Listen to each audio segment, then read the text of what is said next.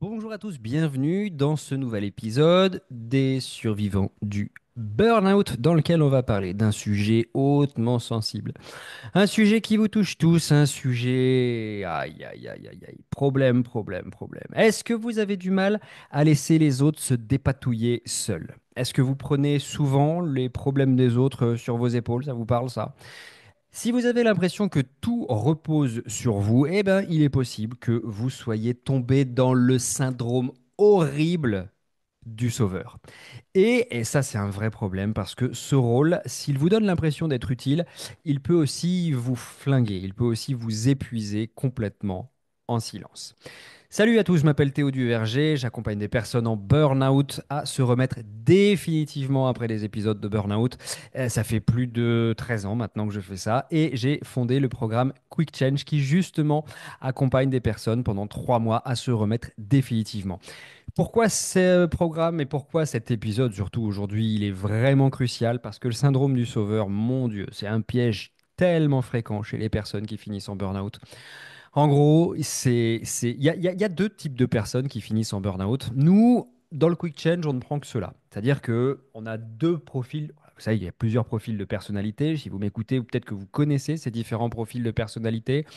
Peut-être qu'on vous a déjà fait faire des profils de personnalité dans vos entreprises. Alors, ça peut être des profils Enneagram ou des profils MBTI ou, vous savez, des rouges, des verts, ce genre de trucs. Bon, on va essayer aussi de se dire qu'il y a des profils qu'on peut scinder en des profils sauveurs et des profils victimes. Le sauveur, c'est celui qui va prendre à bras le corps les problèmes des autres, qui va tout le temps anticiper les problèmes des autres, qui va tout le temps venir au devant des emmerdes des autres. Celui-là, on peut vraiment l'accompagner.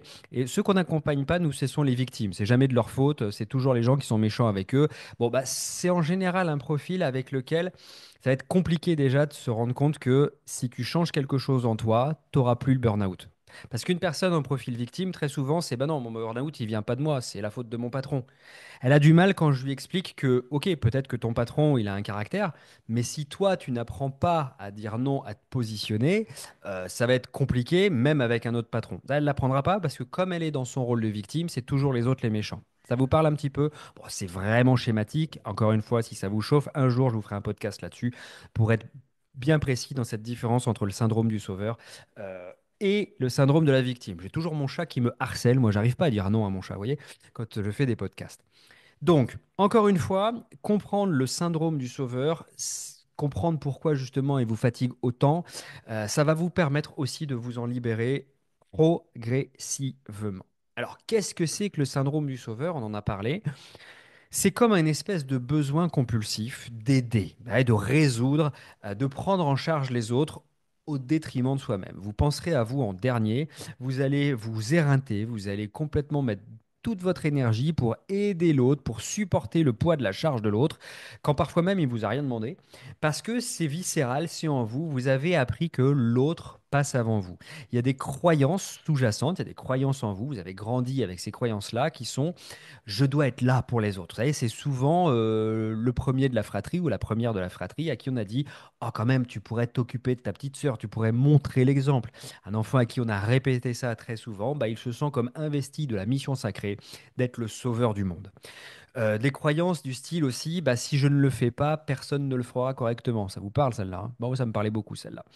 Ou je n'ai de valeur que si je rends service aux autres. Quand on a à valoriser dans votre enfance le fait que bah, c'était mieux de s'occuper d'abord des autres avant de s'occuper de vous-même.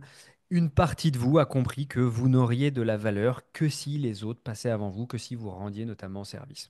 Donc votre éducation, clairement, elle a une grosse part de responsabilité dans ce syndrome que vous avez aujourd'hui, hein. La valorisation du don de soi, du sacrifice, si vous avez eu l'habitude aussi des parents très sacrificiels comme ça, bah, vous avez appris par imitation, vous avez appris que c'était valorisé de faire ça. Donc vous avez pris ça comme une espèce de règle inconsciente et aujourd'hui c'est plus fort que vous. Peut-être aussi que vos expériences de vie vous ont montré ça. Vous voyez, avoir été parent de ses propres parents, ça j'ai souvent ça. On a des parents qui étaient des grands enfants ou qui ont eu des expériences de vie un peu traumatisantes. Les enfants ont voulu être parents de leurs parents. Je vous donne un exemple. J'ai une fois une personne que j'ai accompagnée dans le coaching Quick Change qui m'avait dit, bah, tu sais, moi, à 8 ans, quand j'avais 8 ans, ma sœur est décédée. Mes parents étaient tellement accablés que je me suis remonté les manches, j'ai serré les dents et c'est moi qui ai tenu la baraque. Typiquement, vous avez été l'enfant sauveur des parents. Ou quand le parent faisait peser sur vous un espèce de poids inconscient du style ah, tu te rends pas compte si tu n'avais pas été là, ce que j'aurais pu faire, etc., etc. Vous vous sentez redevable et vous voulez compenser en faisant beaucoup plus à la place de l'autre. Vous avez un espèce de besoin de reconnaissance ou de contrôle aussi pour pouvoir vous sentir en sécurité. Tout ça, c'est l'origine du syndrome du sauveur. C'est très chiant le syndrome du sauveur parce que ça vous met dans des dispositions où, quand vous ne faites pas à la place de l'autre, vous culpabilisez. Et si vous culpabilisez, vous dites, mon Dieu, j'aurais pu le faire, j'aurais pu l'aider, etc., etc. Ouais, mais en faisant ça, vous vous fracassez, quoi. Vous vous fracassez parce que l'autre, déjà, il vous a rien demandé. Et si vous faites, le jour où vous arrêtez de faire, il se dit, bah, tu fais plus à ma place, c'est chiant, t'étais mieux avant quand tu faisais. Ouais, mais t'as pas vu, moi, j'étais crevé en même temps pendant ce temps-là. Et c'est très pénible parce qu'encore une fois, vous allez vous retrouver complètement à la ramasse. À un moment donné, vous avez suffisamment à faire pour vous pour ne pas en plus avoir à sauver les autres. Moi, je vous donne toujours l'exemple d'un avion qui se dépressurise. Le sauveur va d'abord vouloir mettre le masque à oxygène sur le nez de tout le monde, s'assurer que tout le monde va bien avant de le mettre sur le sien. Ouais, bah non, si on fait ça, tout le monde est mort. Donc c'est vraiment l'inverse qu'il va falloir développer comme état d'esprit, ce qui n'est pas facile quand c'est logé dans votre cerveau inconscient depuis très longtemps. Comment savoir si vous êtes dans ce rôle de sauveur? Alors vous allez voir, c'est très simple. Est-ce que vous avez des comportements assez typiques du style, vous êtes toujours là pour les autres, même quand vous êtes crevé? Même quand vous êtes crevé, ah bah au fait, est-ce que tu pourrais venir parce que j'ai besoin de toi? Oui, oui, c'est bon, je vais le faire. Vous êtes crevé, mais vous dites oui, vous n'allez pas dire non. Est-ce que vous vous sentez coupable quand vous dites non? Ou pas? Est-ce que vous vous sentez coupable quand vous dites non? Ça, c'est aussi très typique des personnes sauveurs. Est-ce que vous intervenez aussi très souvent pour aider l'autre, pour aller donner un coup de main sans même qu'on vous le demande? Ça, c'est grand classique des sauveurs. Et aussi, est-ce que vous portez les émotions, les problèmes ou les échecs des autres comme si c'était les vôtres? Est-ce que vous avez tendance naturelle à avoir une espèce de surempathie et de prendre ces problèmes, ces émotions comme si c'était les vôtres? Posez-vous ces questions. Est-ce que vous vous sentez responsable du bien-être de votre entourage? Est-ce que vous attendez que les autres reconnaissent vos efforts? Est-ce que vous êtes souvent déçu quand on ne vous remercie pas? Bah, tout ça, typiquement, ça peut être associé à un syndrome du sauveur. Un exemple concret, bah, vous êtes déjà complètement fatigué, débordé, mais vous acceptez d'aider un collègue à finir son travail au détriment du vôtre. Moi, je raconte souvent dans la conférence que vous trouvez ici dans les liens sous la vidéo ou sous la description du podcast. Je raconte très souvent que quand j'étais vétérinaire, moi j'étais crevé, mais le week-end, quand j'étais pas de garde, quand donc j'étais au repos, et bah, il suffisait que j'ai un coup de téléphone pour me dire est-ce que tu veux bien venir m'aider parce que là j'ai une césarienne un peu compliquée, j'accourais quand même. Je prenais sur mon temps de pause. J'étais pas payé, hein. C'était juste bah oui, t'inquiète pas, je vais t'aider, je vais pas te laisser dans la mouise avec ce labrador obèse dont tu verras jamais les ovaires. Donc oui, je venais, j'allais donner un coup de main. Pourquoi ce rôle vous fracasse? Pourquoi ce rôle vous épuise et peut directement vous amener à la case burn-out? Parce que vous dépassez vos limites en permanence, en fait. Vous dites oui quand votre corps et votre esprit vous hurlent non. Vous ignorez vos besoins pour prioriser ceux des autres. Et ça, c'est vraiment catastrophique. Je reprends l'exemple de l'avion. Si vous ne mettez pas d'abord le masque à oxygène sur vous, tout le monde va mourir. C'est pareil dans votre vie de tous les jours. Si à un moment donné, vous ne reprenez pas un petit peu d'énergie, personne ne va pouvoir être aidé en fait, ni vous, ni votre collaborateur, ni votre boulot, ni vos clients, ni vos enfants. Tout le monde va en souffrir. Et puis vous allez accumuler une charge émotionnelle aussi qui n'est pas la vôtre. En voulant sauver les autres, je le disais tout à l'heure, vous absorbez aussi leur stress, vous absorbez leur souffrance, vous absorbez leur désorganisation, vous absorbez leurs émotions. On a dans notre cerveau des choses qu'on appelle des neurones miroirs. On a une forme d'empathie aussi. Par mimétisme, on va ressentir comme des éponges les émotions des autres. Ça va nous fracasser les émotions. Vous l'avez peut-être déjà remarqué, mais ça vous fatigue très fort. Donc, vous voyez, c'est pas terrible non plus à cet endroit-là. Vous allez développer aussi d'ailleurs une forme de dépendance émotionnelle si vous êtes victime du syndrome du sauveur. Qu'est-ce que ça veut dire? Ben, vous avez comme besoin de vous sentir utile pour exister. Euh, Ne pas vous sentir utile, c'est la mort pour vous, véritablement. Donc il y a une forme de dépendance émotionnelle à l'idée d'aider quelqu'un. Le vide ou l'inutilité, ça devient insupportable.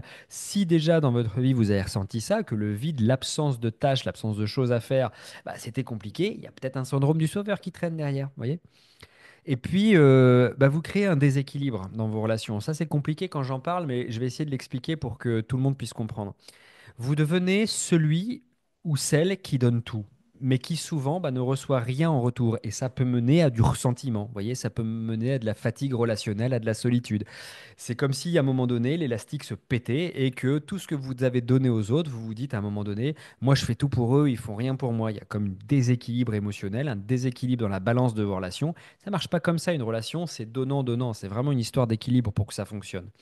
Et donc, vous pouvez avoir du ressentiment, du cynisme, et puis ça peut vraiment dégrader vos relations avec les personnes à qui vous pensez donner tout, et finalement, elles vous donnent juste ce qu'elles peuvent vous donner. Et vous vous dites, ouais, tu te rends pas compte, moi je me sacrifie pour elle, elle a rien fait pour moi. Non, peut-être que toi, en fait, t'en as trop fait.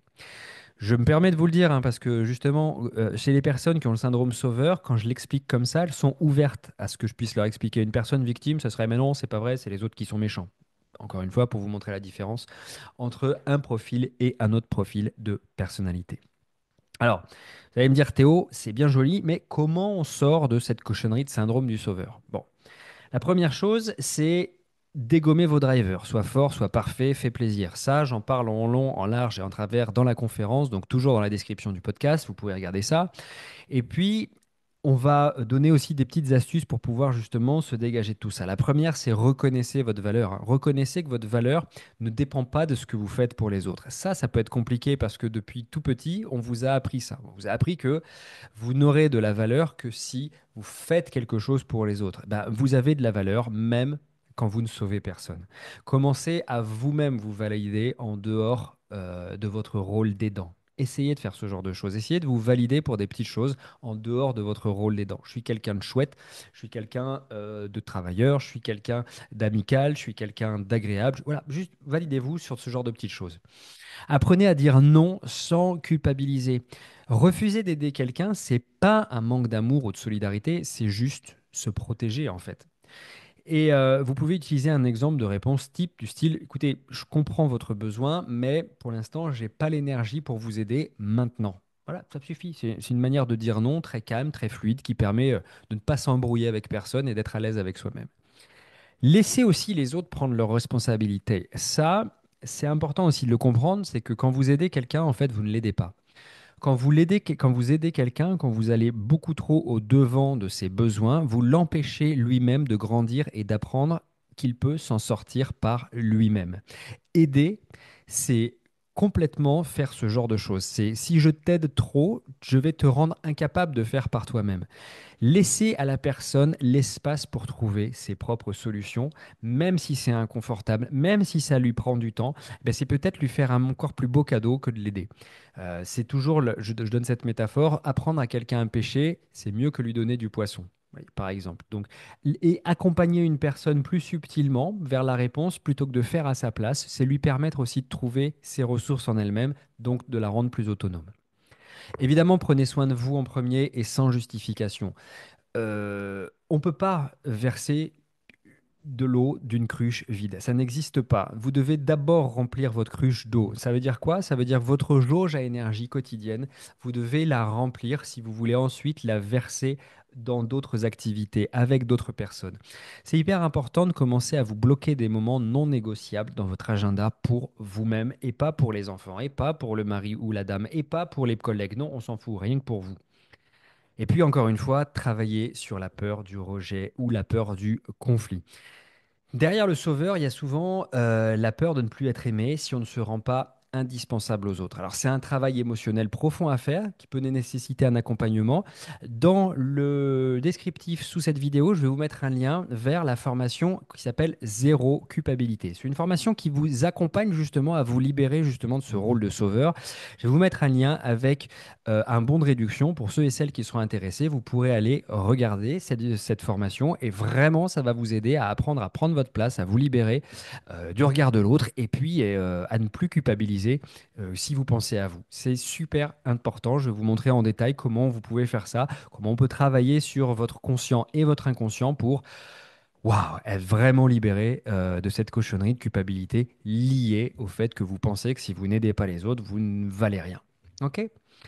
Ça va vous permettre aussi de rétablir des relations équilibrées. Apprenez à demander de l'aide à votre tour. Vous voyez, ça peut être super intéressant plutôt que d'être tout le temps en train de faire pour les autres et de vous étonner que l'autre ne vous aide pas en retour.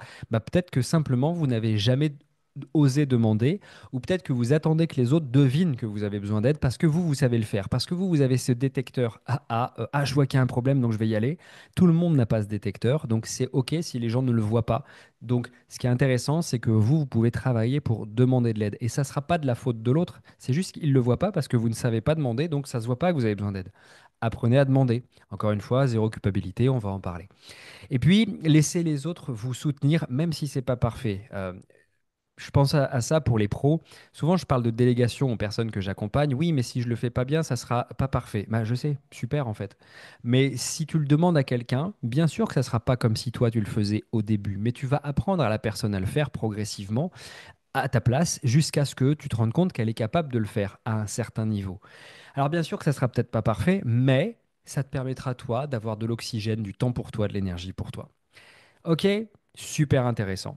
Cet épisode, vraiment, je veux qu'il soit gravé encore une fois, que vous le mettiez dans vos favoris, que vous mettiez des likes sur la vidéo, que vous mettiez des commentaires, parce que je veux que cette vidéo, elle soit vue par un maximum de personnes. Le syndrome du sauveur, c'est un mécanisme inconscient de contrôle et de valorisation qui vous mène à l'épuisement. Le fait de dire oui à tout comme ça, c'est typiquement le syndrome du sauveur. Ça vous rend responsable de choses qui ne vous appartiennent pas en fait, et ça finit par vous couper de vous-même, mais vous pouvez vous en sortir en reprenant le pouvoir sur vos propres limites, vos besoins et votre équilibre intérieur. Encore une fois, je peux vous accompagner à travers ça, à travers le programme Zéro Culpabilité que vous trouverez en lien juste ici dans la description sous ce podcast, donc sous la vidéo ou dans les descriptions du podcast. Moi, je vous dis à très bientôt pour un autre épisode que j'espère passionnant. Si ça vous plaît, partagez, n'hésitez pas. Et je vous dis à bientôt.